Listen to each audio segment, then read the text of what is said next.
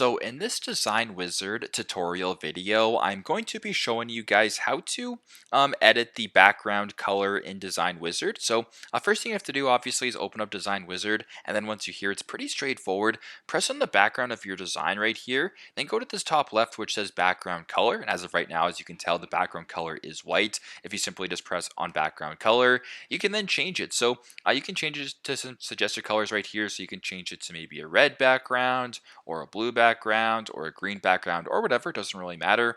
Also, what you can do is go to this top bar here to where the eyedropper is. You can sort of zoom in a little bit as well. You can also colors in this design, press on this right here, and you get more of like a different spectrum of colors. So you can go ahead and maybe do different shades of red right here. You can go maybe do green and view different shades of green and just kind of play around with it. But it's a pretty straightforward process. That's how you guys can edit the background color in Design Wizard. Thanks again for watching, and I hope this video helps.